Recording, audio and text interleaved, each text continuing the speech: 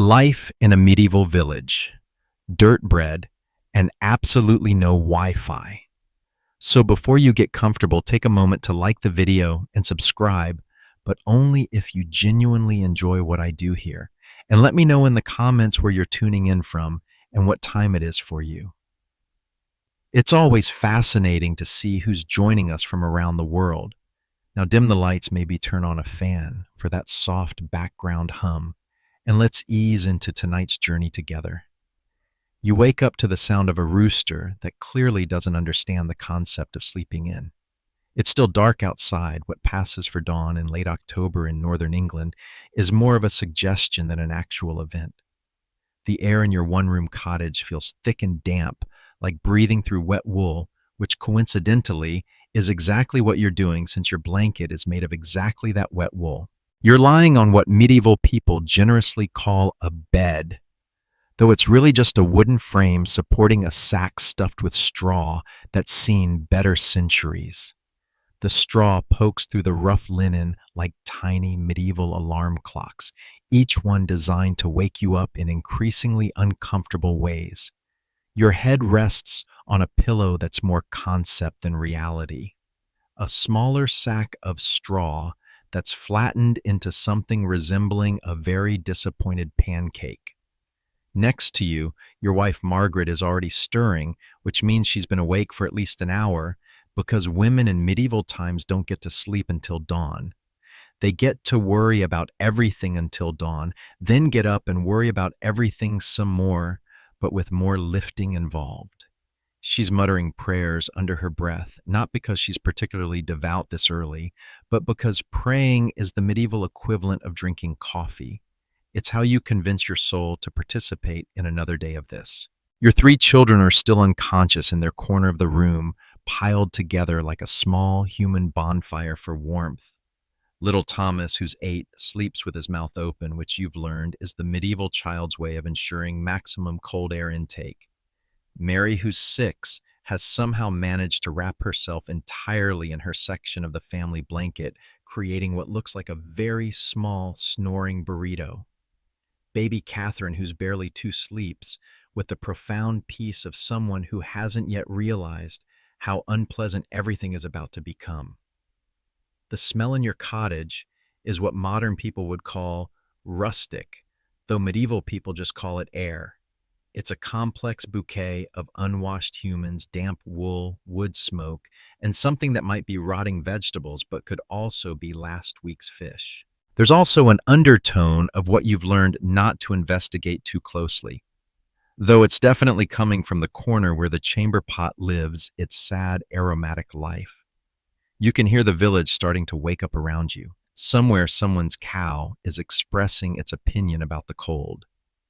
A few houses down, Goodman Fletcher is already cursing at his tools, which means his workshop fire went out again overnight. This is the medieval equivalent of your Wi-Fi being down, a technological failure that immediately makes your day 17 times harder.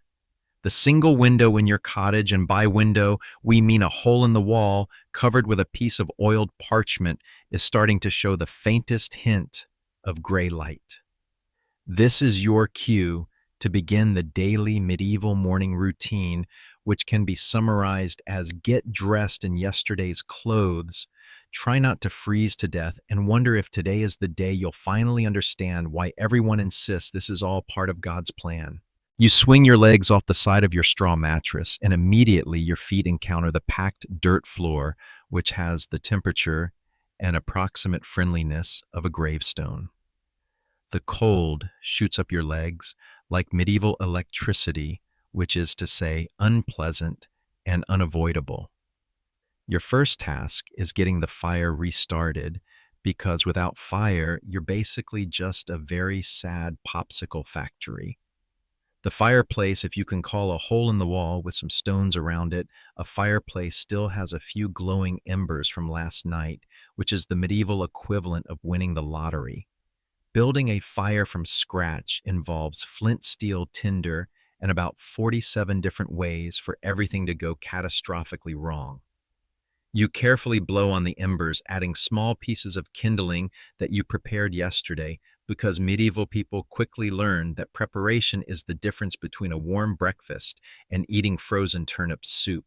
The smoke immediately fills your eyes with tears, which is either from the poor ventilation or from the overwhelming realization that you have to do this every single day for the rest of your probably short life. Margaret is already up and moving around, which in a one-room cottage means stepping carefully around children, avoiding the chamber pot, and trying not to knock over the water jug while everything is still mostly dark. She's wrapping her hair in a cloth coif that's seen better years, but then again, so has everything else in your house. Fire's coming along, you tell her, because medieval conversation in the morning tends toward the practical. Good, she replies, then adds, little Catherine felt warm last night. Might be getting sick. This is the kind of news that makes medieval parents' hearts skip a beat, and not in a romantic way. Getting sick in 1347 means anything from a mild inconvenience to a family tragedy, and there's no real way to tell which one you're dealing with until it's too late to matter. You make a mental note to check on Catherine later, which is about all the medical intervention available to you. The fire finally catches properly, sending actual warmth into the cottage and immediately making everyone's day approximately 3% better. The smoke having nowhere else to go except through the hole in the roof that serves as your chimney fills the upper part of the room with a gray haze that would make modern people call the fire department. Medieval people call it Tuesday. Now comes the morning's first major decision: what to wear. This is easier than it sounds because you own exactly one outfit. You're already wearing your linen under tunic, which you slept in, because taking clothes off in October is for people who enjoy hypothermia. Over this goes your wool tunic, which is brown because everything in medieval times is brown-gray, or the color of dirt. Your Bray's medieval underwear are already on because they're basically just loose linen shorts that you wear under everything, assuming you can afford underwear, which as a peasant is a luxury item. Your hose, which are like medieval leggings for men, get tied to your brays with leather points. This is a daily engineering challenge because medieval clothing designers apparently believe that getting dressed should be a 20-minute problem-solving exercise. Your shoes are leather soft-soled and about as waterproof as a paper bag. They'll keep the worst of the ground away from your feet, but they're not going to help you with puddle snow or the general dampness that seems to cover everything in medieval England. Margaret's morning routine is more complex because women's clothing in medieval times was designed by people who clearly had never tried to do physical labor while wearing 6 layers of fabric. She starts with her linen chemise, then adds her wool kirtle, then her surcoat, then her wimple and veil, which together create a look that says, I am a respectable woman who definitely doesn't have head lice. Even though everyone has head lice. The children are starting to wake up, which means the cottage immediately becomes 17 times louder and 43 times more chaotic. Thomas wants to know if he can skip church today, which is like asking if he can skip breathing. Mary has lost her wooden doll somewhere in the straw, which launches the morning's first search and rescue operation. Catherine wakes up cranky and warm, which confirms Margaret's suspicions about the getting sick thing. Breakfast is the next adventure, and by adventure, we mean a survival challenge disguised as a meal. You have a pot of pottage that's been simmering on and off for the past 3 days.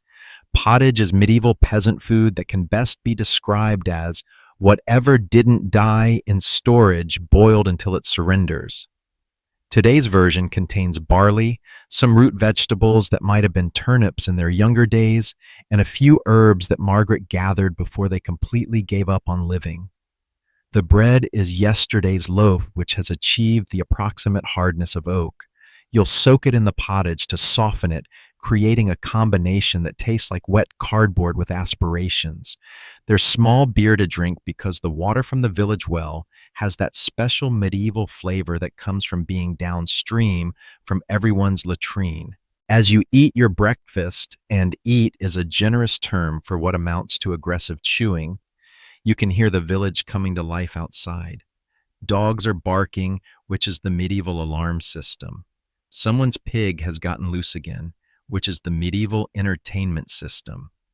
The church bell is ringing, which is the medieval reminder that you have approximately 37 things to do today, and all of them need to be done before dark because nighttime is for sleeping, dying, or getting attacked by things you can't see. Today is market day, which means you need to take some of your grain to the miller, assuming the mill wheel isn't broken again. You also need to check on your strips of farmland outside the village to see if anything has grown, died, or been stolen by your neighbors. The field work won't be too demanding this time of year, but there's always something that needs fixing, clearing, or cursing at. Margaret reminds you that you need to attend the manor court this afternoon because someone has accused you of letting your pigs damage their cabbages. This is the medieval equivalent of a neighborhood dispute, except instead of a homeowners association, you get judged by a lord who may or may not remember your name and definitely doesn't care about your side of the story. Little Thomas announces that he needs to visit the latrine, which is located outside behind the cottage and consists of a wooden seat over a pit that's far too close to the well for anyone's comfort. Medieval sanitation was clearly designed by people who had never heard of bacteria and thought downstream was just a direction, not a concept with consequences. Mary has found her doll, but now she's crying because its face has somehow become even more worn than it was yesterday. Medieval toys were built to last, which in this case means last until they become completely terrifying to look at. Catherine is definitely developing a fever, which sends Margaret into the worried mother mode that transcends centuries. She starts preparing a mixture of herbs and honey that may or may not help, depending on whether Catherine has a simple cold or something that will require the services of the village priest for last rites. You finish your breakfast and step outside into the morning air, which hits your face like a cold, damp slap from England itself. The sky is the color of wet wool, which matches your mood perfectly. Frost covers everything, making the village look like it's been dusted with sugar, if sugar was free and everyone wasn't too poor to afford it. The village of Millhaven spreads out around you like a collection of brown lumps trying to pass themselves off as houses.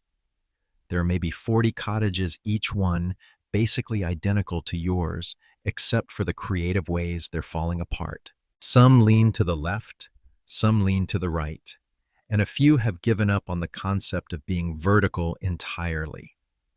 The village green is brown because grass is apparently too optimistic for medieval England. The church sits at one end stone and permanent and probably the only building in the village that will still be here in 50 years. The manor house squats on the hill beyond the church like a very expensive toad, reminding everyone exactly who owns everything, including you. Your day stretches ahead like a long, dirty road, leading to more of the same. But there's something oddly comforting about the predictability of it all. You know exactly what needs to be done, exactly how long it will take, and exactly how much it's going to hurt your back. In a world where plague, famine, and invasion can arrive without warning, there's something reassuring about the simple certainty of hard work and small miseries. The rooster crows again because apparently once wasn't enough. Margaret calls from inside the cottage, reminding you about 14 different things you need to remember to do today. Thomas emerges from the latrine looking pleased with himself. Mary starts singing a song that's mostly nonsense syllables but sounds remarkably cheerful for someone who lives in medieval times. And Catherine, despite her fever, manages a small smile when she sees you, which immediately makes every single hardship of your medieval peasant life feel absolutely worth it.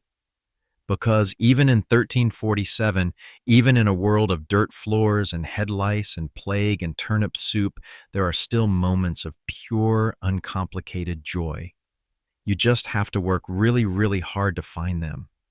You set off toward the mill with a sack of barley slung over your shoulder, which weighs about as much as a modern washing machine, but without any of the useful features. The path through the village is what medieval people generously call a road, though it's really just a collection of ruts, puddles, and optimism. Your soft leather shoes immediately begin the process of becoming one with the mud, which is the medieval equivalent of waterproof footwear.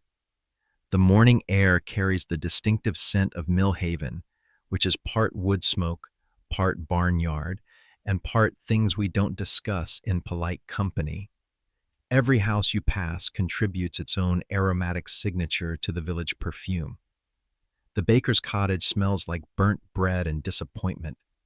The blacksmith's workshop adds notes of coal smoke and heated metal. Goodwife Emma's house contributes the unmistakable fragrance of too many cats and not enough ventilation. You pass old Godwin sitting outside his cottage, whittling a piece of wood into what will eventually become a spoon, assuming his arthritis doesn't kill him first. Godwin is roughly 90 years old, which in medieval times makes him either a medical miracle or possibly a minor saint. He's seen everything the world has to offer, including 3 different plagues, 2 famines, and 1 invasion that everyone still talks about like it happened yesterday instead of 30 years ago. Mourning Godwin, you call out because ignoring old people in medieval villages is considered bad luck. Aye, he responds, which is pretty much the extent of conversation you can expect from someone who's survived 9 decades of medieval life. Godwin's not unfriendly. He's just reached the point where small talk seems like an unnecessary expenditure of energy. The mill sits at the edge of the village where the stream has been diverted to turn the great wooden wheel that does all the actual work. Medieval technology at its finest let the water do the heavy lifting, while humans figure out increasingly creative ways to make the simple process of grinding grain into an all-day adventure. Master Henrik the Miller is already at work, which means he's standing next to the mill wheel, scratching his head and making the kinds of noises that suggest today's grain grinding might be more challenging than usual. Henrik is a large man with flour permanently embedded in his beard, giving him the appearance of someone who's been lightly dusted for baking. "Morning, Henrik," you call out as you approach. "How's the wheel today?" Henrik looks up from whatever he's been contemplating and shakes his head slowly. "She's running rough," he says, patting the wooden mechanism like it's a sick horse. "Been making grinding noises that don't sound like grain grinding, if you catch my meaning." You catch his meaning perfectly. The mill wheel is the heart of the village's food production, and when it's having problems, everyone's having problems. Without the mill, you're back to grinding grain by hand with a mortar and pestle, which is medieval for your day just became 17 times longer and 43 times more exhausting. "What's the damage," you ask, setting down your sack of barley. Henrique leads you around to the side of the mill, where the problem becomes immediately obvious. One of the wooden cogs that transfers power from the water wheel to the grinding stones has split clean through. It's hanging together by wood splinters and wishful thinking, creating a mechanical situation that medieval engineers would describe as not good. "Been meaning to replace that cog for months," Henrik admits. "But you know how it is. Thing keeps working, you keep hoping it'll keep working, then one day it doesn't." This is medieval maintenance philosophy. In a nutshell, if it's not completely broken, it's fine. If it is completely broken, maybe you can fix it with rope and prayer. If rope and prayer don't work, you send someone to the monastery to ask the monks to pray harder. Henrik explains that he needs a new wooden cog cut from green oak, which means someone needs to go to the forest, select the right tree, cut it down, shape it, and install it. This is a 3-day job minimum, assuming nothing else goes wrong, which in medieval times is like assuming the sun will rise in the west. "I can cut the wood you offer, because helping your neighbors with catastrophic equipment failures is both Christian duty and practical necessity. When Henrik's mill breaks down, everyone's mill breaks down because it's the only mill. Henrik nods gratefully. I'll need to measure the old cog first, get the dimensions right. Can't have it too big or too small. Medieval precision engineering involves a lot of eyeballing, string measuring, and hoping for the best. Henrik pulls out a piece of rope and begins measuring the broken cog, marking the rope with a knife to record the dimensions. This rope will become the medieval blueprint for the replacement part. While Henrik does his measurements, you look around the mill, which is a masterpiece of medieval engineering and optimism. The whole system depends on the stream flowing at the right rate, the wooden wheel staying balanced, the gears fitting together properly, and absolutely nothing unexpected happening. It's like a wooden Swiss watch designed by people who had never seen a Swiss watch and weren't entirely sure what precision meant. The grinding stones themselves are massive circular slabs of stone that weigh more than your cottage. They're positioned so that grain falls between them and gets crushed into flour, assuming everything is properly aligned, and the gods of medieval technology are feeling cooperative. When the system works, it's magnificent. When it doesn't, it's a very expensive collection of broken rocks.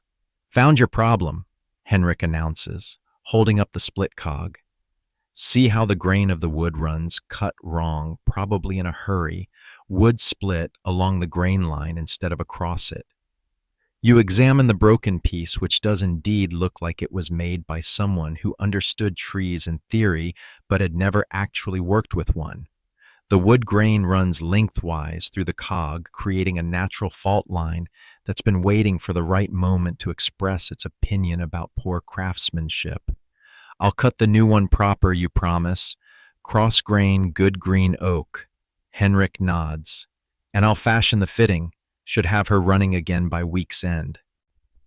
This is medieval project management. Take a 3-day job, add complications, weather delays, and the general perversity of inanimate objects, and plan for a week. If it takes 2 weeks, nobody's surprised. If it actually gets done in 3 days, it's practically a miracle. You shoulder your sack of barley again and head back toward the village, leaving Henrik to continue his intimate conversation with the broken mill. The path back takes you past the church where Father Benedict is probably preparing for morning prayers and wondering why God's plan seems to involve so much equipment failure. The church is the newest building in Millhaven, which means it's only about 100 years old instead of 200. It's made of proper stone instead of wood and mud, with glass windows that actually let in light without letting in rain. This is medieval luxury at its finest, a building that keeps the weather on the outside where it belongs. Father Benedict emerges from the church as you pass, looking like a man who's been wrestling with theological questions since before dawn. Benedict is young for a priest, maybe 30, which means he still has energy for caring about people's souls instead of just going through the motions until death. "Good morning, Geoffrey," he calls out. "How fares your family?" "Well enough, Father.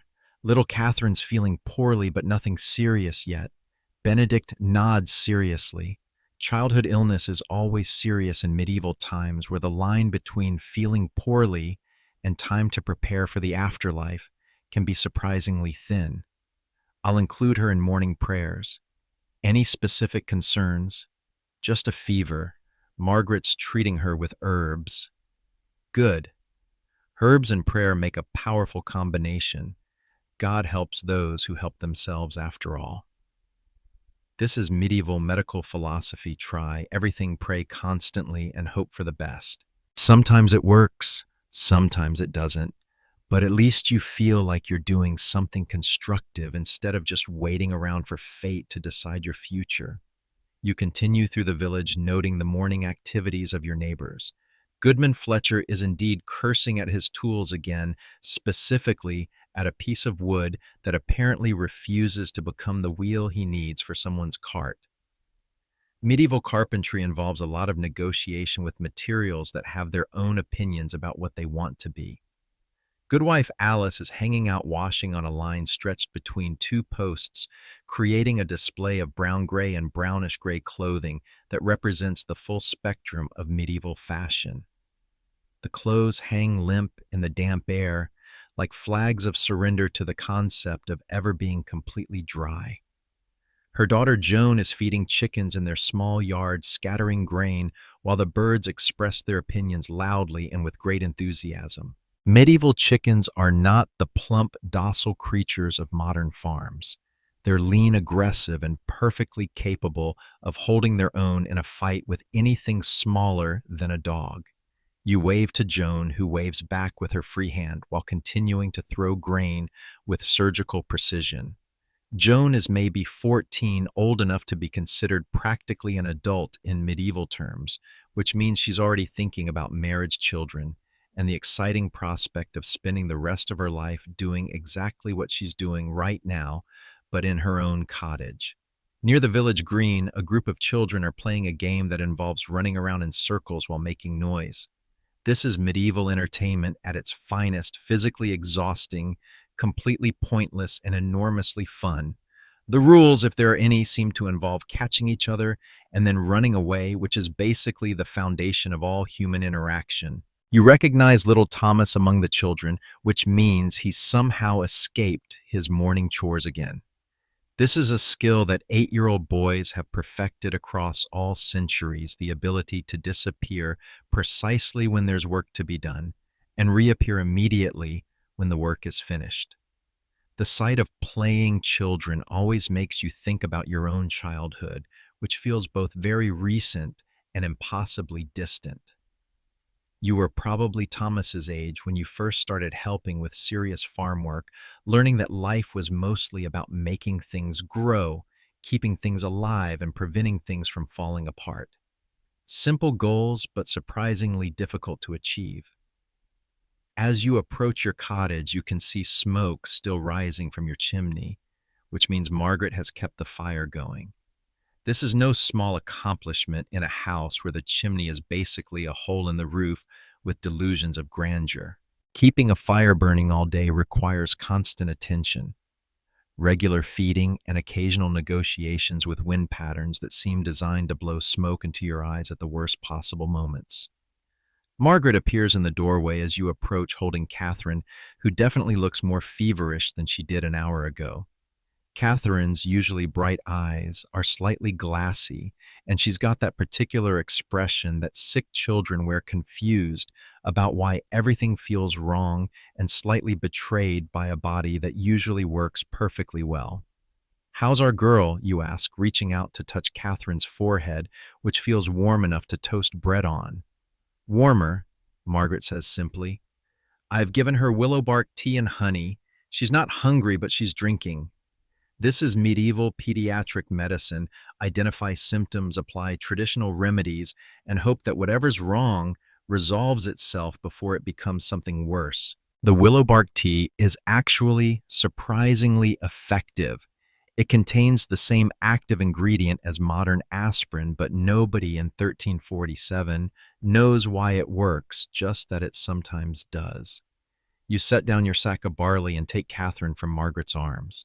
She's definitely warmer than usual, but she's also alert and responsive, which are good signs. She looks up at you with that solemn expression that sick children master, as if they're trying to understand what's happening to them and why everyone seems so concerned. "Hello, little bird," you murmur, using the pet name that always makes her smile. "Not feeling so good today." Catherine doesn't answer. She's 2 years old and still working on the complexities of language, but she does lean against your chest in a way that suggests she finds your presence comforting. This is one of the better parts of medieval parenting. Children don't have many distractions, so they tend to focus their attention and affection very intensely on the people who take care of them. Margaret busies herself with preparations for the day, which involves checking on the pottage, organizing the small collection of vegetables that need to be prepared for later meals, and making sure the cottage is ready for whatever the day might bring. Medieval housekeeping is like modern disaster preparedness. You try to stay ahead of problems before they become catastrophes. Mill's broken again. You tell her, shifting Catherine to a more comfortable position. Henrik needs a new cog cut from green oak. I said I'd help. Margaret nods, unsurprised. Medieval people live with the constant expectation that anything mechanical will break at the worst possible moment. How long to fix it? Week, maybe. Depends on the wood and the weather. And the barley. Henrik says he can grind it once the mill's working again. Might have to wait, though. This is medieval supply chain management. Everything depends on everything else, and when one thing breaks, everything stops working until it's fixed. There's no backup mill, no alternative suppliers, no plan B. There's just patience, improvisation, and the occasional miracle. Catherine makes a small sound that might be discomfort or might just be two-year-old commentary on the general state of things. You bounce her gently, which is the universal parental response to children making unexplained noises. Sometimes it helps, sometimes it doesn't, but it always makes parents feel like they're doing something useful. The morning is progressing toward the part of the day when actual work has to be done, which means decisions need to be made about priorities. You have field work that needs attention, wood that needs cutting for Henrik's mill, household tasks that can't be postponed, and a sick child who needs monitoring. This is medieval time management, too many essential tasks and not enough hours in the day to do them properly. Margaret seems to read your thoughts. I'll keep Catherine inside today, keep the fire warm. You go handle the mill business. Field work can wait a day. This is medieval family decision-making, practical, straightforward, and based on immediate needs rather than long-term planning. You take care of the most urgent problem first, then move on to the next most urgent problem and hope that nothing catastrophic happens while you're dealing with the current crisis. You hand Catherine back to Margaret, who settles her near the fire on a pile of blankets that have been arranged into a makeshift sickbed. Catherine immediately claims Margaret's lap, which is apparently the most comfortable place in the medieval world for a sick toddler.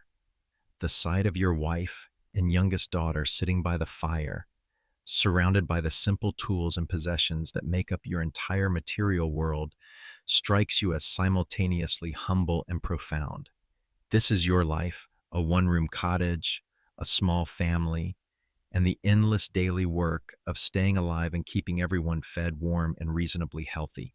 It's not much by any measure, but it's yours.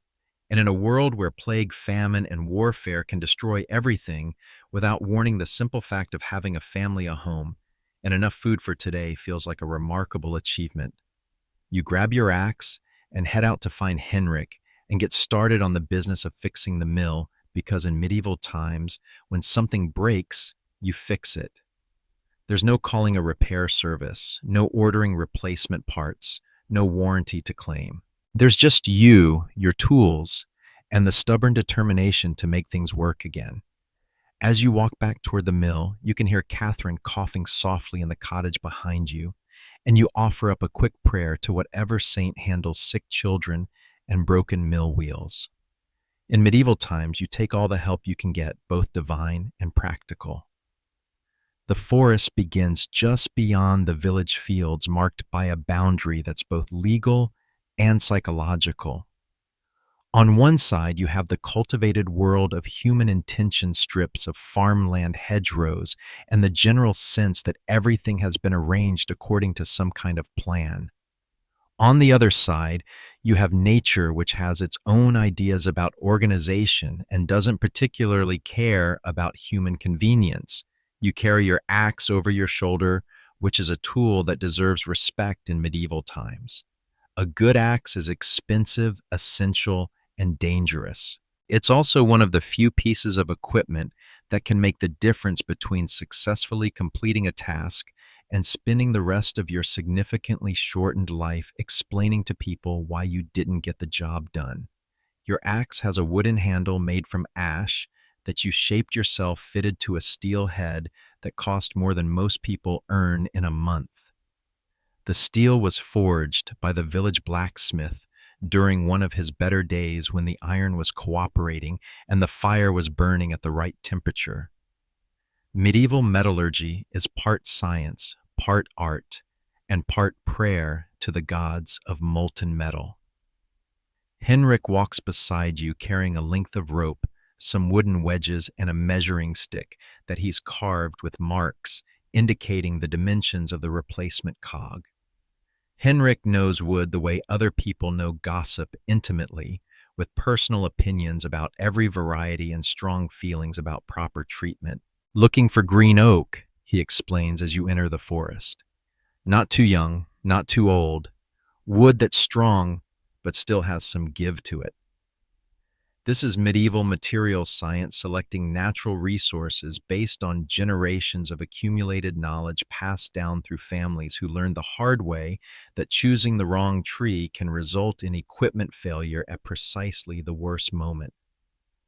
The forest in late October is a study in brown and gray with occasional flashes of color from leaves that haven't quite given up on the idea of being green. Everything is damp, which in medieval England is less a weather condition and more a permanent state of being. The ground squelches under your feet with each step, creating a soundtrack that suggests the earth itself is slightly depressed about the season. Trees loom around you like wooden monuments to the concept of patience. Some of these oaks have been growing since before your grandfather was born, slowly accumulating rings and wisdom while watching generations of humans come and go with their axes and their urgent need for lumber. Henrik stops next to a particularly impressive oak and pats its trunk affectionately. "Here's a beauty," he says. "Good-sized straight grain been growing in the right conditions." You examine the tree with the critical eye of someone who's learned that medieval forestry is all about making the right choices before you commit to several hours of exhausting labor. The oak is maybe 50 years old, thick enough to provide substantial lumber, but not so old that the wood has become hard as stone. Henrik pulls out his measuring rope and begins calculating whether this tree will yield the piece he needs. Medieval mathematics involves a lot of practical geometry. If you cut here and split there, you get a piece that's the right size and shape, and will it be strong enough to transfer the power of a water wheel to a grinding stone without splitting at the first sign of pressure? Should work, Henrik concludes. Good straight section here, no major knots, grain runs true. You nod and begin clearing the area around the tree, removing smaller growth and debris to give yourself room to work.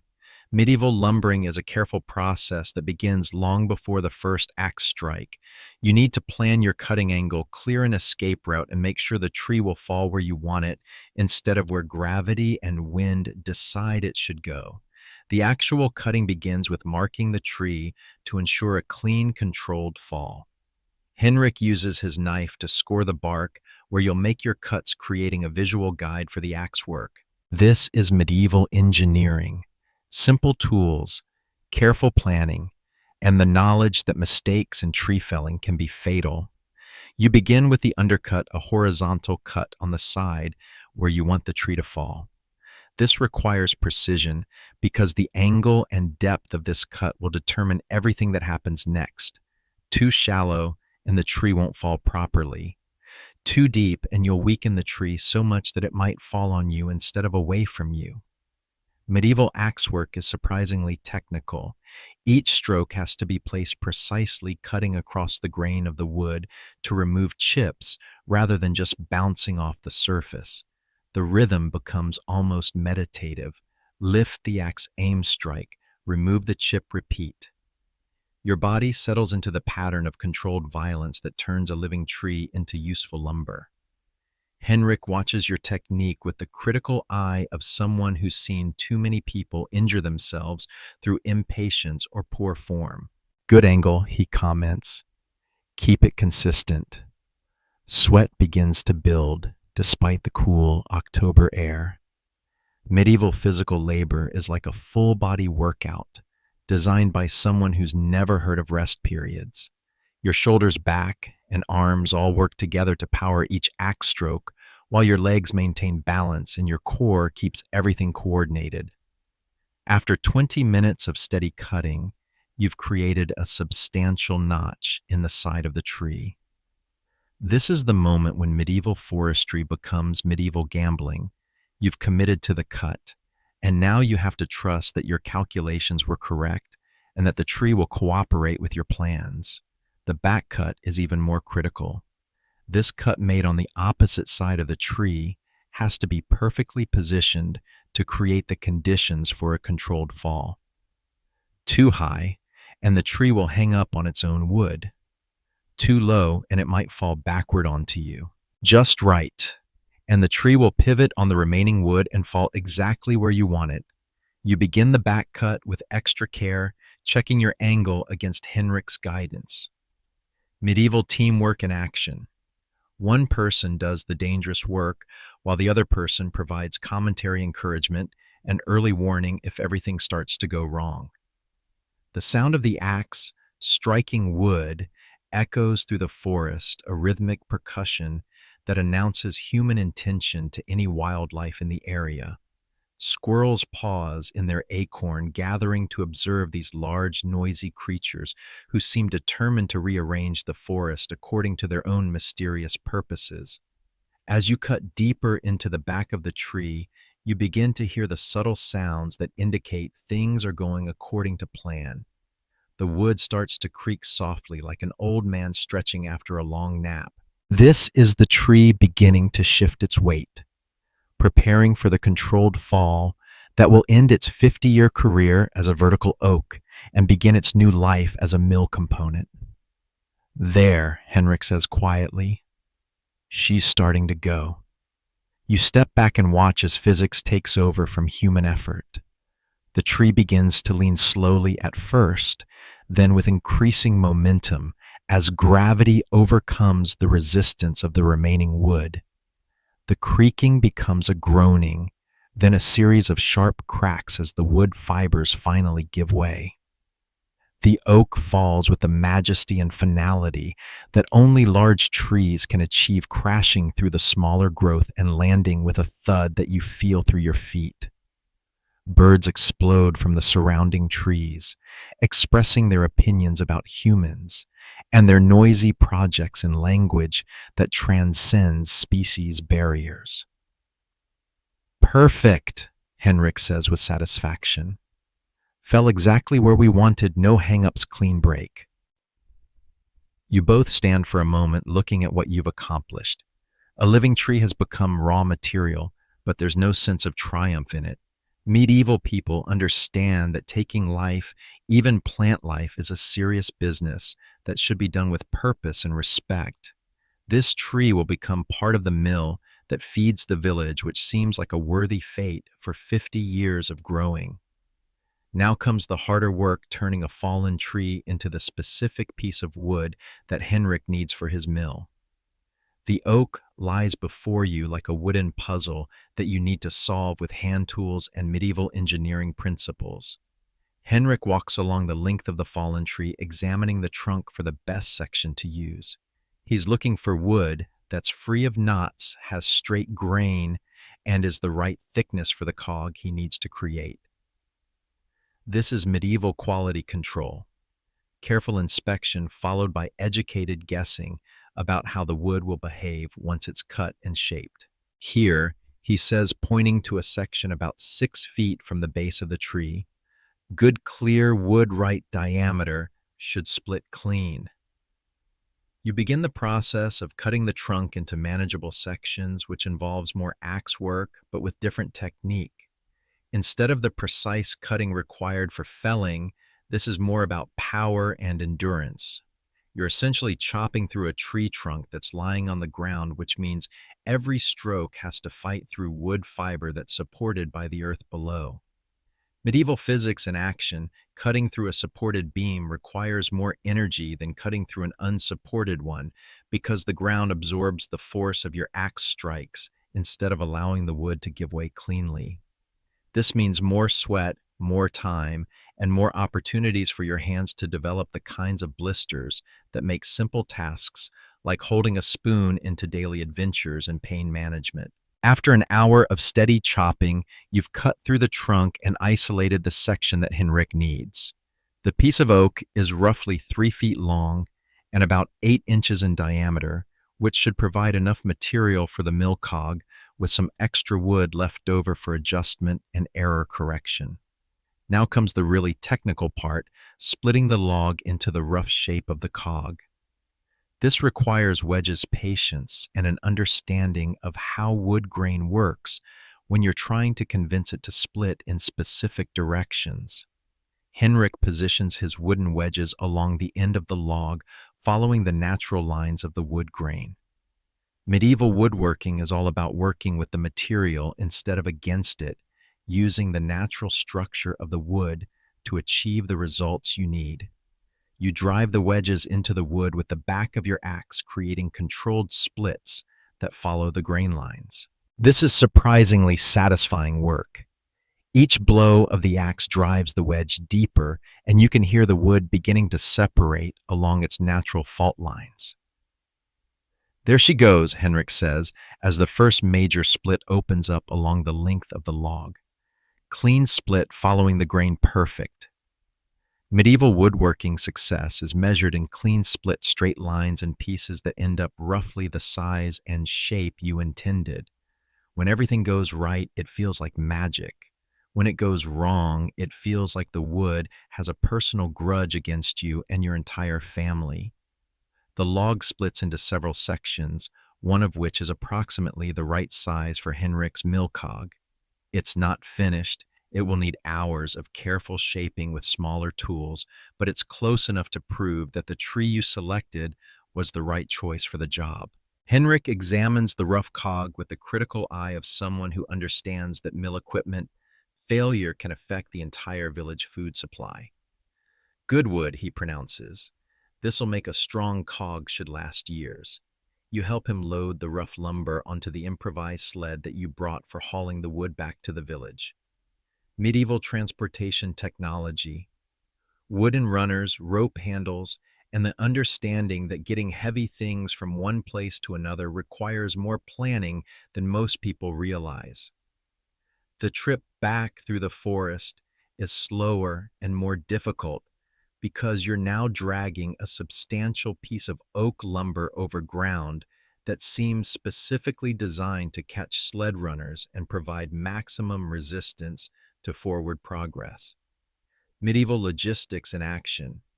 Everything takes longer than it should, and simple tasks become endurance challenges. By the time you emerge from the forest, the sun has moved noticeably across the sky, marking the passage of a morning spent in productive labor. You're tired, sweaty, and satisfied in the way that comes from completing a task that required both planning and physical effort. The village looks welcoming after the dimness of the forest, with smoke rising from chimneys and the general bustle of people going about their daily business. It's remarkable how comforting human habitation can seem after a few hours in the wild, where every sound could be a predator and every shadow could be hiding something unpleasant. As you drag the sled through the village, you attract the attention of various neighbors who have opinions about your wood selection, your splitting technique, and the general likelihood that Henrik's mill will actually work properly once the new cog is installed. Medieval villages are like extended families. Everyone knows everyone else's business, and everyone has advice about how things should be done. "Good piece of oak," calls out Goodman Fletcher, who knows wood in his capacity as the village wheelwright. "Should hold up well in the mill." "Hope so," Henrik responds, tired of having the wheel break down every few months. This is medieval equipment maintenance philosophy: build things as well as you can with the materials available, then hope they last long enough to justify the effort that went into making them. Sometimes they do, sometimes they don't, but you keep trying because the alternative is going without.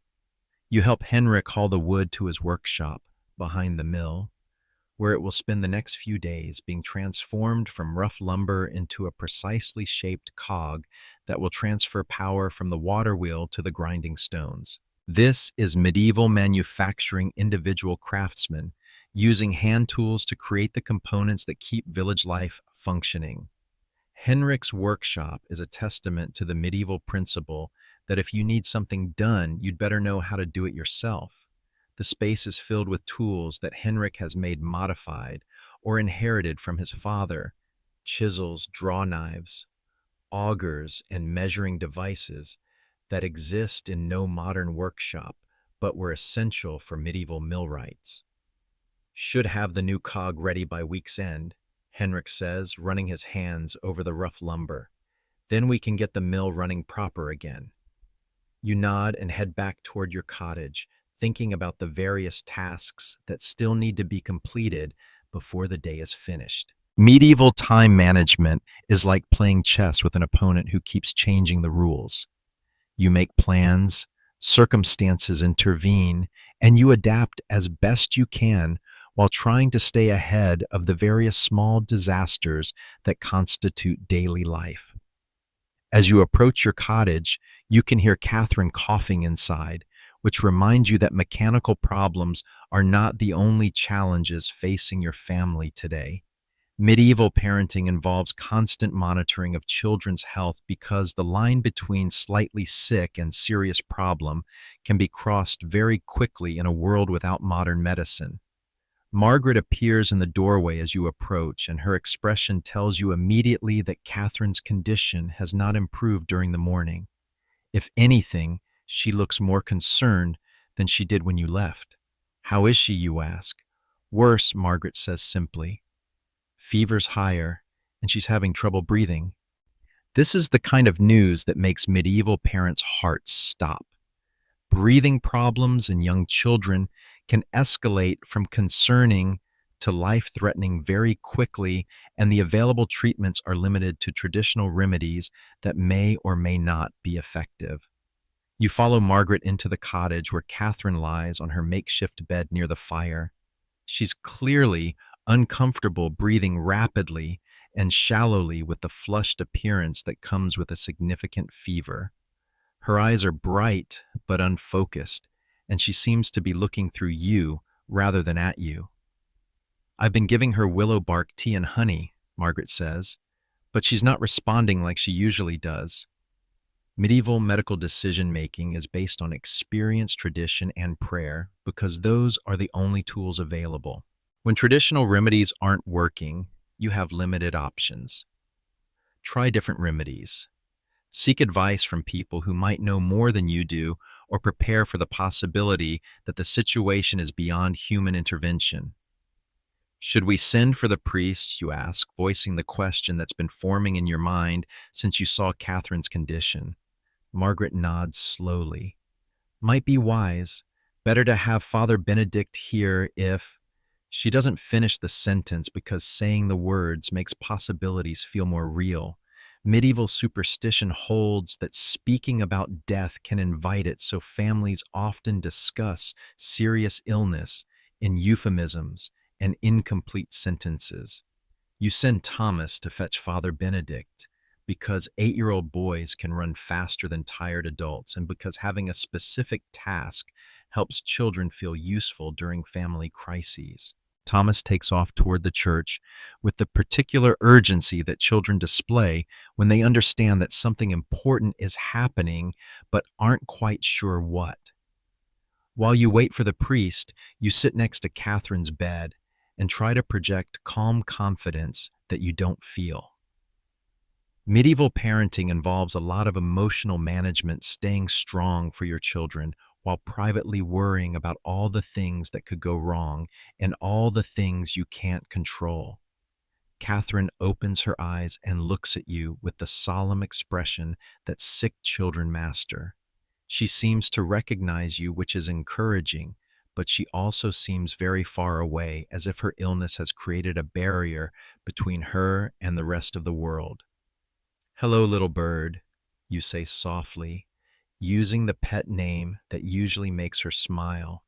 "Papa's here." She doesn't smile, but she does reach out a small hand towards you, which you take gently.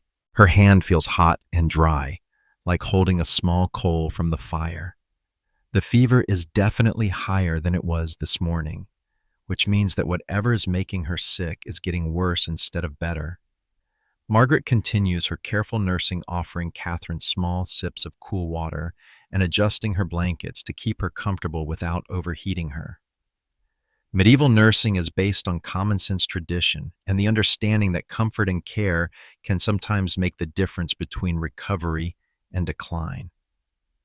Father Benedict arrives within a few minutes, slightly out of breath from hurrying across the village. Benedict is young enough to still care deeply about his parishioners' individual problems, and he's seen enough childhood illness to understand the seriousness of Catherine's condition. "How long has she been like this?" he asks, kneeling beside Catherine's bed.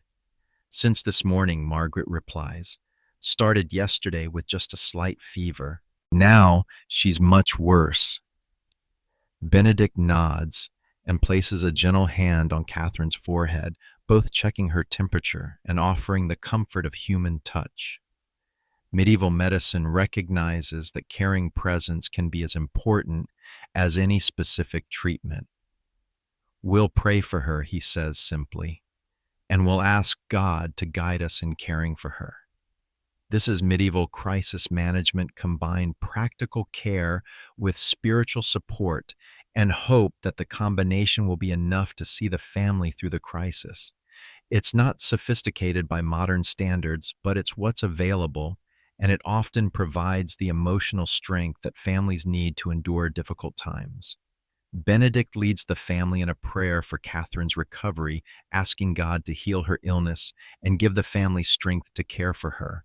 Medieval prayer is intensely practical. You ask for specific help with specific problems because God is understood to be interested in the details of daily life. After the prayer, Benedict offers to stay with the family for a while, both to provide spiritual support and to help with Catherine's care. Medieval priests understand that their role extends far beyond conducting services. They're expected to be present during the moments when their parishioners need guidance, comfort, or simply someone who cares about their welfare. As the afternoon progresses, Catherine's condition remains serious but stable. Her fever doesn't get worse, but it doesn't improve either. She drifts in and out of sleep, occasionally opening her eyes to look around the cottage with the bewildered expression of someone who isn't quite sure where she is or why everything feels so strange. Medieval medicine teaches patience. Sometimes the body needs time to fight off illness, and the best thing you can do is provide supportive care and wait to see whether the person's natural strength will be enough to overcome whatever is making them sick. You spend the afternoon alternating between practical tasks, keeping the fire burning, preparing simple food, maintaining the household, and worried monitoring of Catherine's condition. This is medieval family crisis management. Life continues around the emergency because the basic needs of survival don't pause for illness. As evening approaches, you realize that the day has passed without completion of many of the tasks you had planned. The fieldwork remains undone. Various household projects have been postponed, and you haven't even thought about preparing for tomorrow's obligations. This is how medieval crises work. They reorganize your priorities instantly and completely. But as you sit in your cottage watching your wife care for your sick daughter while your son helps with small tasks and your priest offers quiet support, you realize that the important work of the day has been accomplished. Your family is together, cared for, and surrounded by the support of your community. The mill cog can wait another day. The field work will still be there tomorrow. The various small maintenance tasks that make up village life will continue as they always have. But right now, in this moment, taking care of Catherine is the only work that matters. And in the medieval world where family is everything, and community support can mean the difference between survival and catastrophe, that feels like exactly the right priority. 3 days later, Catherine's fever has broken and she's sleeping peacefully for the first time since she fell ill. Medieval medicine wins this round through a combination of willow bark tea, careful nursing prayer, and the natural resilience of a 2-year-old who apparently decided that being sick was more trouble than it was worth. But now you have to deal with the other crisis that's been brewing while you focused on your daughter's health, the matter of the damaged cabbages, and your alleged responsibility for the destruction. Today is Manor Court Day, which means you'll be standing before your Lord to answer for the crimes of your pigs. Manor Court is held in the great hall of Lord Edmund's manor house, which sits on the hill overlooking the village like a stone reminder of exactly who's in charge around here. The hall is large enough to accommodate the entire village population if necessary, though most manor court sessions involve only the people who've managed to get themselves into trouble since the last court session. Lord Edmund presides over these proceedings with the authority of someone who owns everything you can see and most of what you can't. He's a man in his 40s who inherited the manor from his father and will presumably pass it on to his son, continuing the medieval tradition of keeping power within families who understand how to wield it effectively. The current dispute began 2 weeks ago when your pigs somehow managed to break through the fence separating your small garden plot from Goodman Walter's considerably larger cabbage patch. Medieval pigs are intelligent, resourceful, and capable of finding weaknesses and barriers that would stop less determined animals. Walter claims that your pigs destroyed a significant portion of his cabbage crop, which represents both immediate food loss and lost income from the cabbages he planned to sell at market. You acknowledge that your pigs were indeed found in Walter's garden, but you dispute the extent of the damage and question whether the fence was properly maintained in the first place. This is medieval civil litigation, neighbors arguing about property damage while a feudal lord decides who owes what to whom. It's surprisingly similar to modern small claims court, except the judge owns both your house and your job, and the penalties can include public humiliation, financial ruin, or physical punishment. The great hall fills with villagers who've come to witness the proceedings because manor court is both legal process and entertainment. In a world without television, watching your neighbors argue about pig-related property damage provides the same function as modern reality shows, vicarious drama that makes your own problems seem manageable by comparison. Lord Edmund takes his seat at the high table, flanked by his steward and the village reeve, who serve as advisors and witnesses to the proceedings.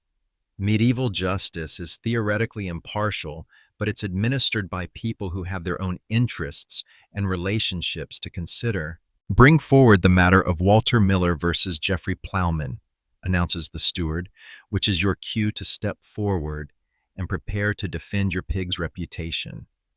Walter presents his case, first describing the morning he discovered your pigs in his garden and the destruction they had allegedly caused. According to Walter, the pigs had eaten or destroyed approximately 1/3 of his cabbage crop, representing a significant financial loss that should be compensated. The cabbages were nearly ready for harvest, Walter explains. Good-sized, healthy plants would have brought a fair price at market. Now I've got nothing but stumps and pig droppings. Medieval testimony tends toward the dramatic because the more serious your claim sounds, the more likely you are to receive favorable judgment. Walter's description makes it sound like your pigs conducted a military campaign against his vegetables.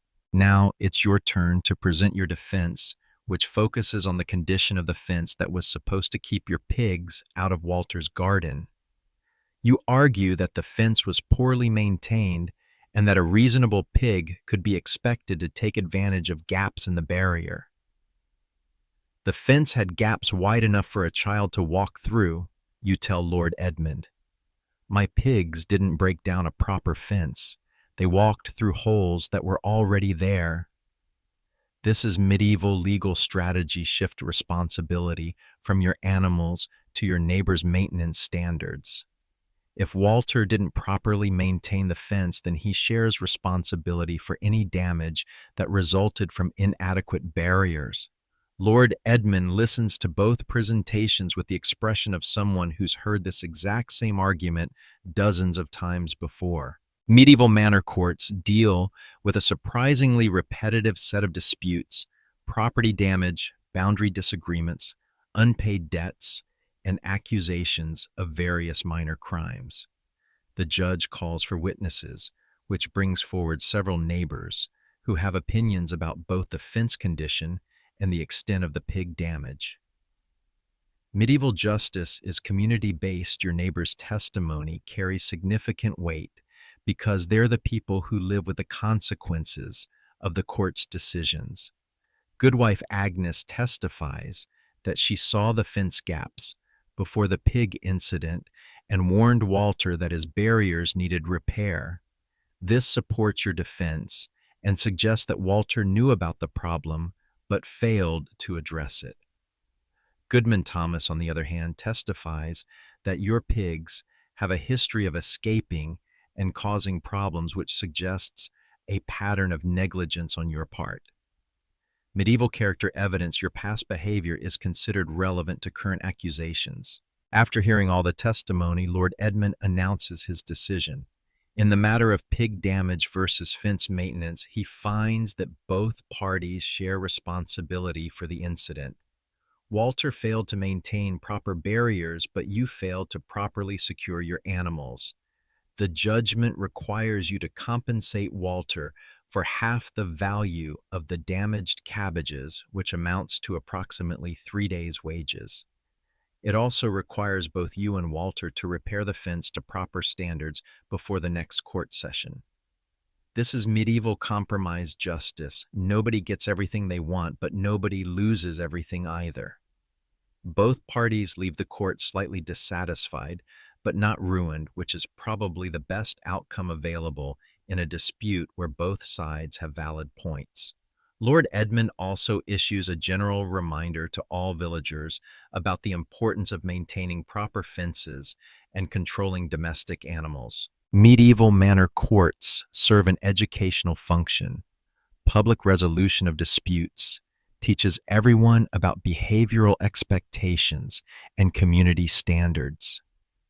The court session concludes with the collection of various fees and fines that help fund the manor's operations.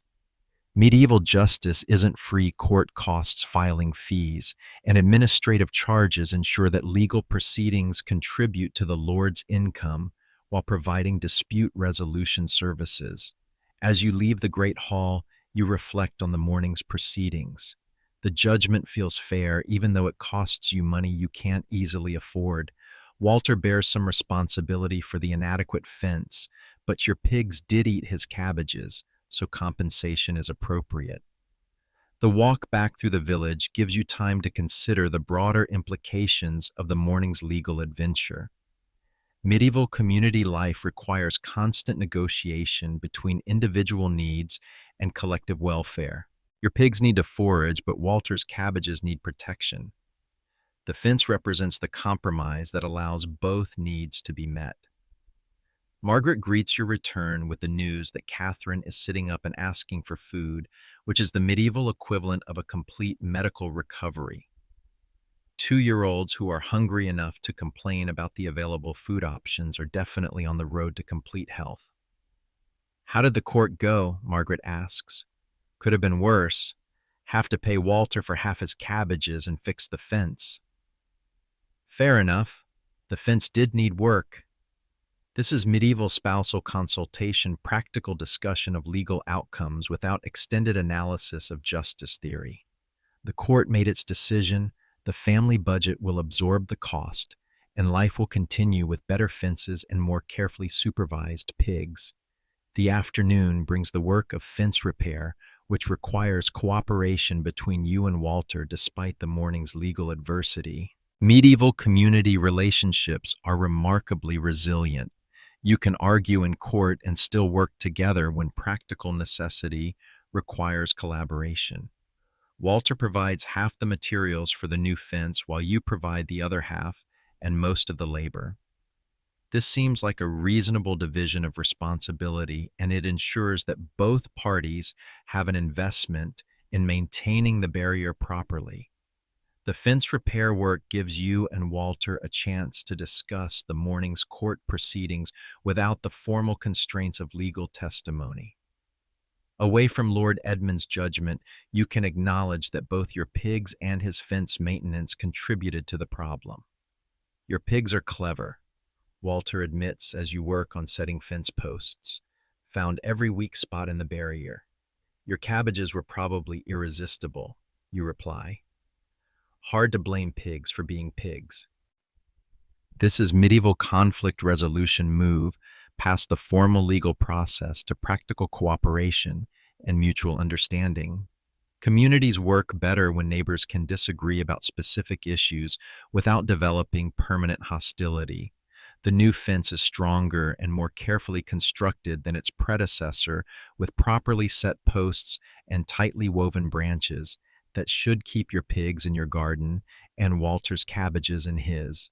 Medieval construction projects benefit from the direct involvement of the people who will live with the results.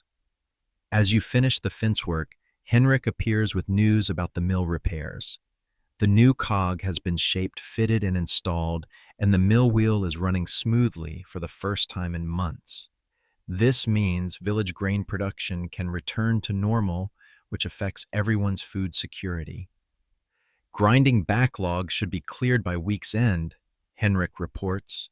Your barley will be ready tomorrow. This is medieval infrastructure recovery. When essential systems are repaired, the benefits ripple through the entire community. Everyone's life gets a little easier when the mill works properly, because everyone depends on ground grain for their basic nutrition. The day ends with your family gathered around the fire, Catherine alert and demanding attention, Thomas recounting the day's adventures with friends, and Margaret preparing the evening meal with the calm efficiency of someone who successfully managed another day of medieval family life. You reflect on the various challenges and resolutions of the past few days: a sick child who recovered a broken mill that's been repaired, a legal dispute that was resolved fairly, and a fence that's been rebuilt to proper standards. These are the victories that matter in medieval life: small problems solved, relationships maintained, and community functioning preserved. Tomorrow will bring new challenges, because medieval life is an endless series of problems that need solving. But tonight, your family is healthy, your obligations are met, and your village community continues to function as it has for generations. In the medieval world, that constitutes a very good day indeed. December arrives like an unwelcome relative who plans to stay for months and eat all your food. The first serious snow of the winter falls on a Tuesday, transforming the village from brown and muddy to white and muddy, which is somehow even worse because now the mud is also cold. You wake to the sound of Margaret banking the fire, which has become a twice-nightly ritual now that the temperature inside your cottage regularly drops below what modern people would consider habitable. Medieval heating is less about comfort and more about preventing your family from becoming attractive ice sculptures. The single window opening is now covered with a thick piece of oiled leather instead of the summer's linen cloth. This keeps out more wind, but also blocks most of the light, creating an interior atmosphere that can best be described as cave-like with aspirations. Your cottage in winter is a study in controlled darkness, illuminated by firelight and the occasional candle when you can afford to burn one. Catherine has recovered completely from her autumn illness and now spends her days bundled in every piece of cloth the family owns, looking like a very small mobile haystack. 2-year-olds in medieval winter wear everything at once because there's no point in trying to achieve a fashionable layered look when survival is the primary goal. Thomas has developed the winter morning routine that all medieval children master: Wake up determined that everything is freezing, burrow deeper into the communal bedding, and wait for parents to get the fire hot enough to make movement bearable. 8-year-old boys in winter are like small bears with less dignified hibernation strategies. The pottage pot has taken on its winter character, which means it's been simmering continuously for weeks with new ingredients added as they become available. Winter pottage is less a meal and more an ongoing edible experiment that evolves daily based on what vegetables remain unfrozen in your root cellar. Your diet has shifted to the winter survival menu: preserved foods, root vegetables, and whatever protein sources you manage to salt, smoke, or otherwise convince to last through the cold months. Fresh food is a memory from warmer times, like sunshine and the feeling in your toes. The village has contracted around its hearths, with families spending most of their time in the single heated room of their cottages. Medieval winter social life consists mainly of sitting closer together and trying to share body heat while pretending that everyone's personal hygiene hasn't deteriorated significantly since the last time washing was a practical possibility. Your morning routine now includes checking for ice in the water containers, breaking through any ice that has formed, and assessing whether today's weather will allow for outdoor work or if it's better to focus on indoor projects that can be done near the fire. Today appears to be an indoor project day because the wind is making sounds like an angry giant trying to tear the roof off your cottage. Medieval weather prediction is based on looking outside and making educated guesses about whether venturing outdoors will result in productivity or death. You spend the morning working on maintenance projects that have been postponed since warmer weather, repairing tools, mending clothes, and reinforcing parts of the cottage that winter has revealed to be less sturdy than you hoped. Medieval home improvement is an ongoing battle against entropy decay and the general tendency of everything to fall apart at the worst possible moment. Margaret focuses on textile work, spinning wool into thread and weaving cloth for next year's clothing needs. Medieval women's winter work is essential but invisible, creating the materials that will keep the family clothed and warm when current garments finally surrender to wear and tear. The children help with small tasks that can be done indoors: sorting seeds saved from last year's harvest, organizing tools, and contributing to the general family effort to stay productive during the months when outdoor work is limited by weather.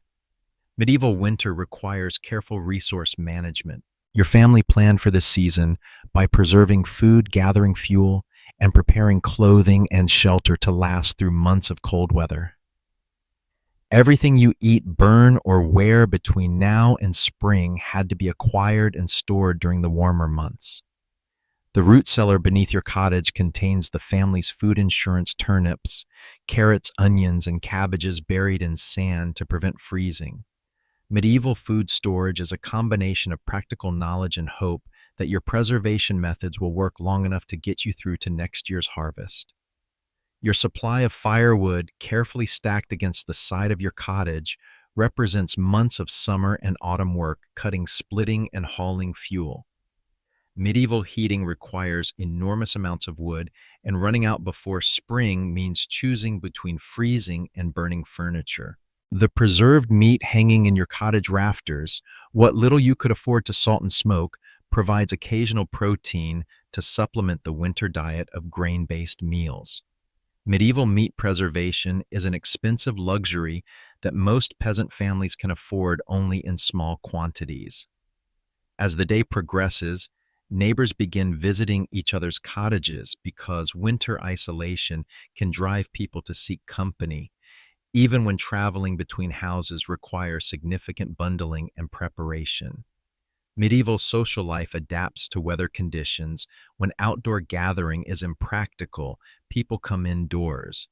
Goodwife Agnes arrives with her spinning and settles by your fire, adding her wool work to Margaret's while contributing to the cottage's warmth through shared body heat.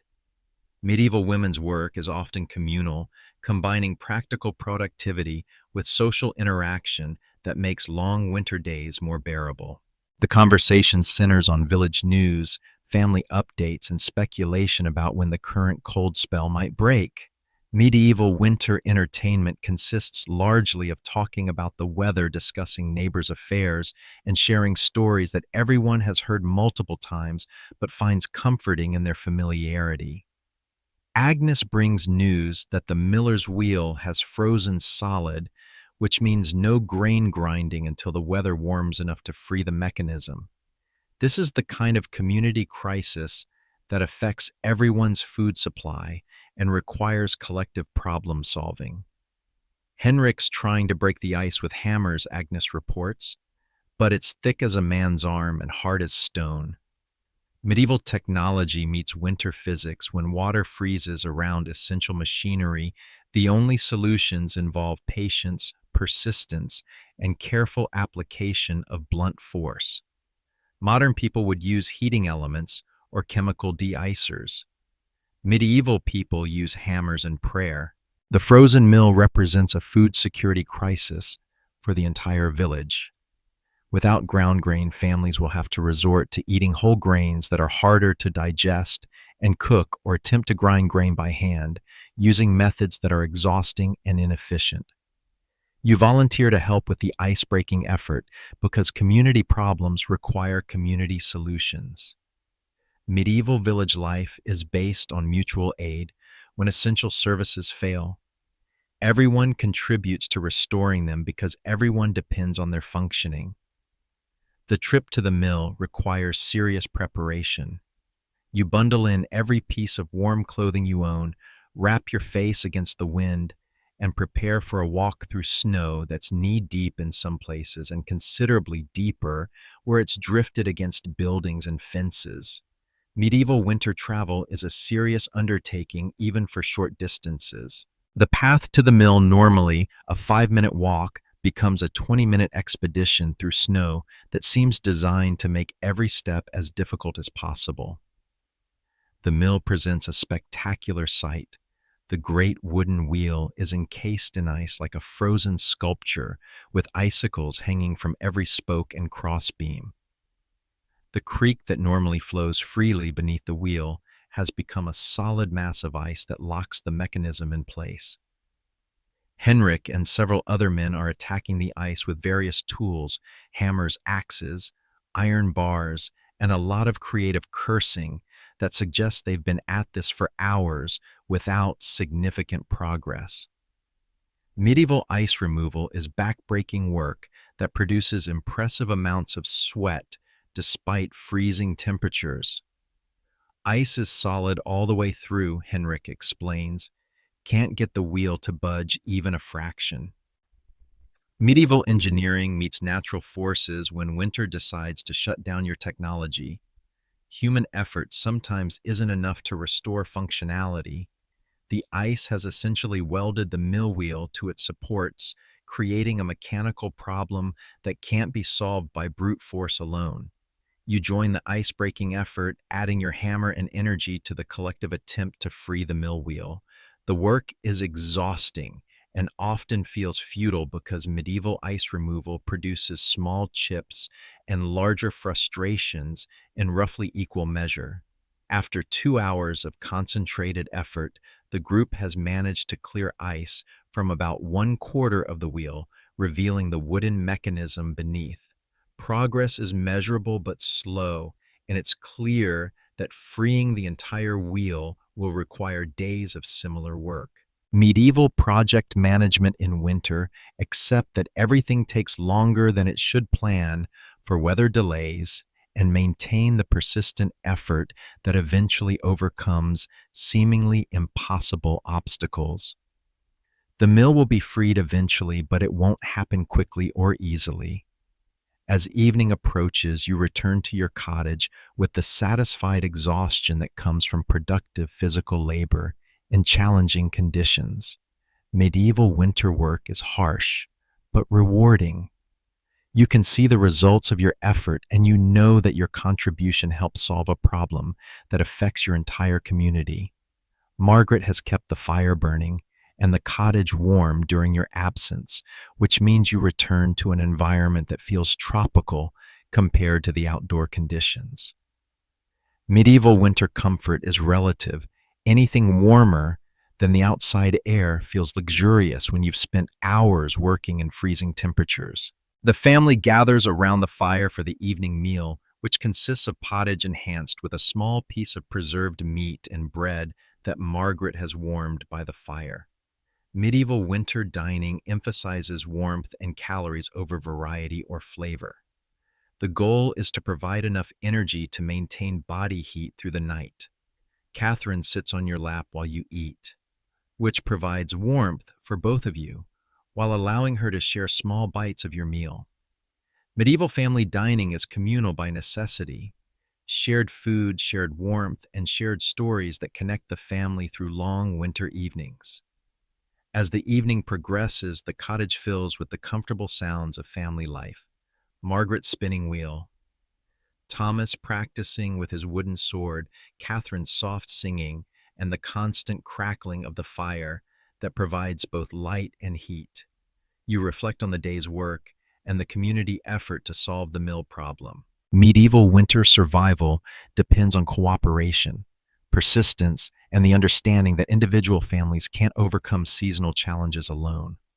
When essential services fail, everyone works together to restore them. The wind continues to howl outside, reminding you that winter still has months to run and will present many more challenges before spring returns. But inside your cottage, surrounded by your family and warmed by your fire, the cold seems manageable rather than threatening. Medieval winter is harsh, but it's also a time of deep community bonds, family closeness, and the particular satisfaction that comes from successfully surviving challenges that test human resilience. You're cold, often hungry, and constantly aware of how little separates your family from serious hardship. But you're also warm by your own fire, fed by your own efforts, and surrounded by people who depend on you as much as you depend on them. In the medieval world, that represents security, success, and a life well lived despite its obvious hardships. Tomorrow will bring new challenges because medieval winter is an endless series of problems that need solving. But tonight you're warm-fed and surrounded by family, which in 1347 constitutes a very successful day. The snow continues to fall outside your cottage, adding to the accumulation that will define village life for the next several months. Medieval winter settles in for a long stay, transforming the world into a place where survival becomes the primary occupation, and every small comfort feels like a major victory. February brings news that travels through the village like wildfire. Brother Marcus from the nearby monastery has arrived with his collection of medical supplies and his reputation for actually knowing something about healing. In a world where most medical treatment consists of prayer, hope, and traditional remedies that may or may not work, the arrival of a monk with real medical training is like having a celebrity doctor visit your neighborhood. The monastery sits about a day's walk from your village, nestled in a valley where the monks have spent generations perfecting the arts of prayer farming and the careful preservation of knowledge that might otherwise disappear entirely. Medieval monasteries serve as libraries, schools, hospitals, and centers of technological innovation because religious dedication apparently creates ideal conditions for getting things done efficiently. Brother Marcus travels between villages during the winter months when agricultural work is limited and monks have time for extended medical missions. He carries a leather satchel filled with herbs, surgical instruments, and written medical texts that represent centuries of accumulated knowledge about treating human ailments. Word spreads quickly that Brother Marcus will hold a medical clinic in the church, seeing patients and dispensing treatments for anyone who needs healing beyond what village remedies can provide. Medieval health care is typically a family affair, but when professional help is available, people travel considerable distances to access it. You decide to bring Catherine for evaluation, not because she's currently sick, but because her autumn illness worried you enough to want professional assessment of her general health. Medieval preventive medicine consists largely of getting expert opinions when experts are available because you never know when the next opportunity might arise. Margaret prepares Catherine for the visit with the kind of careful attention usually reserved for important religious ceremonies. Medieval children don't often encounter people from outside the village, and monks represent both medical authority and divine connection, making them somewhat intimidating figures for small children. The church fills with villagers seeking Brother Marcus's attention for various ailments, chronic joint pain from years of physical labor, persistent coughs that haven't responded to traditional treatments, mysterious skin conditions, and the general collection of health problems that accumulate when people live hard lives without access to sophisticated medical care. Brother Marcus sets up his practice in the side chapel, where natural light from the windows provides adequate illumination for examining patients. His medical kit includes items that most villagers have never seen: metal surgical instruments, glass vials containing prepared medicines, and written texts that contain detailed illustrations of human anatomy. Medieval medical examination begins with observation and questioning. Brother Marcus examines Catherine with the careful attention of someone who's seen hundreds of sick children and learned to distinguish between serious problems and normal childhood ailments. She's recovered well from her autumn illness, he pronounces, after checking her breathing, examining her throat, and asking detailed questions about her symptoms and treatment. Good color, clear breathing alert responses. Margaret's nursing was excellent. This is medieval medical validation, professional confirmation that home treatment was appropriate and effective.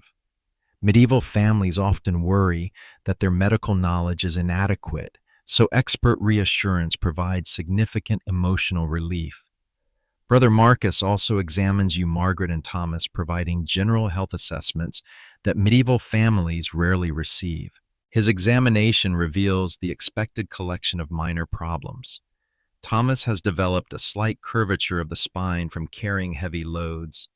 Margaret shows signs of nutritional deficiency common among women who often eat less to ensure their families have enough food, and you have the beginning stages of arthritis in your hands from years of manual labor. None of these conditions are serious by medieval standards, but Brother Marcus provides practical advice for managing them: specific exercises for Thomas's back, dietary recommendations for Margaret, and a preparation of willow bark and honey for your joint pain. Medieval medicine focuses on practical management rather than complete cures, because complete cures are often impossible with available technology. The most interesting case of the day involves Goodman Walter, who has developed a persistent cough that's lasted through most of the winter. Brother Marcus's examination reveals symptoms that suggest something more serious than a simple cold, leading to a consultation about treatment options that aren't available in the village. The cough suggests lung congestion that's not responding to typical remedies. Brother Marcus explains, the monastery has access to treatments that might help, but it would require travel and extended stay for proper treatment. Medieval specialized medical care often requires leaving home for extended periods because advanced treatments are only available at institutions with the resources and knowledge to provide them.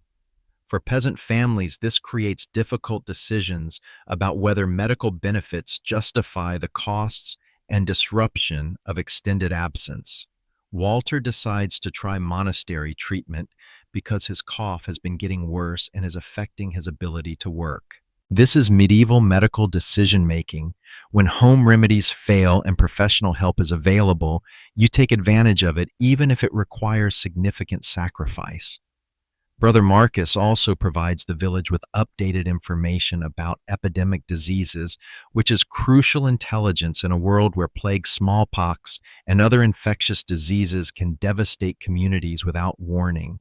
Medieval public health depends on communication networks that spread information about disease outbreaks and prevention strategies. There's been spotted fever in villages to the south, he reports. Symptoms include high fever, distinctive rash, and rapid progression. If anyone develops these signs, they should be isolated immediately and treatment begun with feverfew and cold compresses. Medieval disease prevention is based on isolation, traditional remedies, and prayer because those are the only tools available. The information Brother Marcus provides gives your village early warning about potential threats and specific guidance about recognition and treatment. The medical clinic also serves an educational function. As Brother Marcus teaches village families about medical techniques they can use when professional help isn't available. He demonstrates proper wound cleaning, shows how to set simple broken bones, and provides recipes for herbal preparations that families can make themselves. Infection is the greatest danger with any wound, he explains while demonstrating proper cleaning technique: clean water, clean cloth, and honey for dressing. Honey has properties that fight corruption in wounds. Medieval medical education is intensely practical. Learn techniques that can save lives in emergency situations because professional help may not be available when it's needed most. Brother Marcus's teaching represents the transfer of institutional knowledge to individual families who will use it to care for themselves and their neighbors. As the day progresses, Brother Marcus treats a variety of conditions, setting a poorly healed broken finger, removing an infected tooth, treating a skin condition with herbal preparations, and providing counseling about managing chronic pain that can't be cured but can be made more bearable. Medieval medicine recognizes the limits of available treatments while focusing on practical interventions that improve quality of life. Brother Marcus's approach combines medical knowledge with realistic expectations about what can be achieved with medieval technology. The monastery's medical mission also includes spiritual counseling because medieval medicine understands the connection between physical health and emotional well-being. Brother Marcus spends time talking with villagers about managing the psychological stress that comes with living in constant uncertainty about health, food, security, and survival. God's plan includes suffering, but it also includes healing. He tells a group of villagers, "Our role is to use the knowledge and skills He's given us to care for ourselves and each other while accepting that some things remain beyond human control." Medieval spiritual medicine provides emotional framework for dealing with medical problems that can't be solved, offering hope and meaning in situations where cure isn't possible. This psychological support often makes the difference between despair and resilience in the face of serious illness. As evening approaches, Brother Marcus prepares to leave for his next village, but not before providing your community with supplies and instructions for medical emergencies that might arise before his next visit. Medieval medical care involves long periods of self-reliance punctuated by occasional access to professional help. He leaves behind a small collection of prepared medicines, willow bark powder for fever and pain, honey mixed with herbs for wound treatment, and written instructions for recognizing and treating common emergency conditions. These supplies represent months of security for your village's medical needs. The day's medical clinic has provided your family with reassurance about your current health, practical knowledge about managing minor medical problems, and early warning about potential disease threats. Medieval healthcare may be limited by available technology, but it's surprisingly comprehensive in addressing the medical needs that actually arise in village life. As you walk home through the February cold, Catherine riding on your shoulders and chattering about the interesting monk with his strange tools, you reflect on the day's experience. Professional medical care has confirmed that your family's health management strategies are working well and provided new knowledge that will help you care for each other more effectively.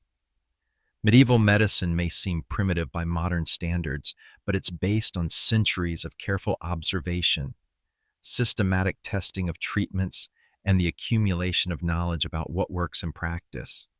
Brother Marcus represents the best of medieval medical knowledge, and his visit has left your village better prepared to handle the health challenges that are inevitable parts of medieval life. The monastery system ensures that medical knowledge doesn't remain isolated in individual institutions, but spreads through communities that need access to healing expertise. Brother Marcus's traveling clinic connects your village to a network of medical knowledge that spans the medieval world, providing local access to treatments and techniques developed in monasteries across Europe. Tonight, your family is healthier, more knowledgeable, and better prepared for future medical challenges. In the medieval world, that represents a significant improvement in your life prospects and a valuable investment in your family's long-term survival. The snow continues to fall outside your cottage, but inside, warmed by your fire and reassured by professional medical evaluation, the winter feels a little less threatening and the future a little more secure. March arrives with the grudging reluctance of winter finally admitting defeat. The snow begins its slow retreat, revealing a landscape that looks like it's been underwater for months and then abandoned by a very untidy flood. Medieval spring is less a season and more a negotiation between winter's determination to stay and nature's insistence that growth must eventually resume.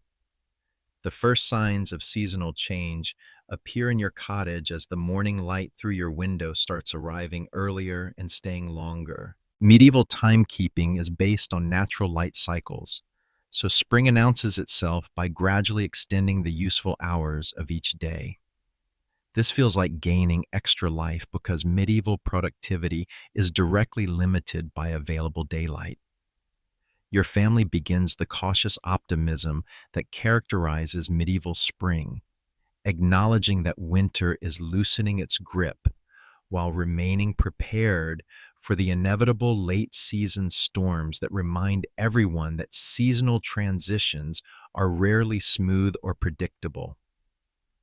Medieval weather planning involves expecting the worst while hoping for something better. The root cellar inventory reveals the success of your winter preservation strategies. Your family has survived the cold months with adequate food, minimal illness, and all essential equipment still functioning. Medieval spring accounting, taking stock of what you've managed to keep alive, functional and edible through the challenging season. Catherine has grown significantly during the winter months, developing from a toddler who needed constant supervision to a small person with definite opinions about everything and the verbal skills to express them. Medieval childhood development happens faster when children are expected to contribute to family survival from an early age. Thomas has reached the age where his help with heavy work becomes genuinely useful rather than just educational. 8-year-old boys in medieval times transition from being small people who need care to junior workers who can contribute meaningful labor to family operations. Margaret has used the winter months to complete an impressive amount of textile work, creating new clothing for the family and accumulating trade goods that can be exchanged for items you can't produce yourself. Medieval women's winter work often determines the family's economic situation for the entire year. The village begins its spring awakening as people emerge from cottages that have served as winter fortresses and assess the damage that cold weather has inflicted on buildings, tools, and equipment. Medieval spring maintenance involves repairing everything that winter broke, froze, or otherwise rendered non-functional. Henrik's mill has finally been freed from its ice prison and is running smoothly again, which means the village grain grinding backlog can be cleared and normal food production can resume. Medieval infrastructure recovery is a community celebration because everyone's welfare depends on shared essential services.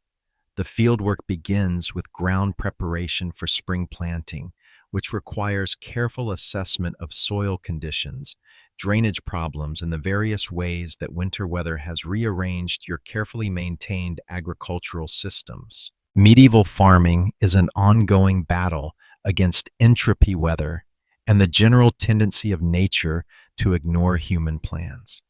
Your strips of farmland outside the village show the typical signs of winter's impact. Some areas where snow accumulation has protected the soil, others where frost has created drainage problems, and a few spots where winter runoff has deposited debris that needs to be cleared before planting can begin. Medieval soil preparation is entirely manual, breaking up compacted earth with hand tools, removing rocks and debris that winter has distributed randomly across your fields, and creating the proper conditions for seed germination without any mechanical assistance. The work is backbreaking but satisfying because spring field preparation represents hope and renewal after months of simply surviving winter's challenges. Each day of ground preparation brings your family closer to the planting season that will determine next winter's food security. Village social life resumes its outdoor character as neighbors meet in fields and gather at the well to exchange news, gossip, and observations about the progress of spring. Medieval community bonding happens naturally when people emerge from winter isolation and rediscover the pleasure of human interaction that doesn't require sharing limited indoor space. The children immediately revert to outdoor play, making up for months of confinement with energetic games that involve running, climbing, and the general celebration of being able to move freely without layers of restrictive winter clothing. Medieval childhood recovery from winter happens faster than adult recovery because children adapt quickly to improved conditions. Church attendance resumes its normal patterns as Father Benedict conducts outdoor services when weather permits, celebrating the end of winter and the beginning of the agricultural season that will sustain the community through another year. Medieval religious life is closely connected to seasonal cycles because spiritual and practical concerns are inseparable. The Easter season brings special celebrations that combine religious observance with community gathering, marking both Christ's resurrection and the annual resurrection of the natural world from winter dormancy. Medieval religious festivals serve multiple functions: spiritual renewal, social bonding, and collective celebration of survival through challenging times. Your family participates in the Easter festivities with the particular appreciation that comes from successfully surviving another winter.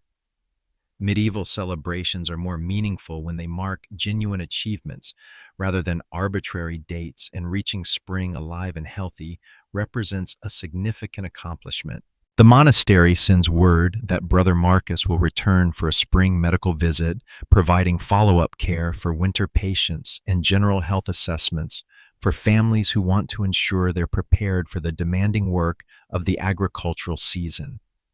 Medieval preventive medicine recognizes that maintaining health during busy periods requires advanced planning.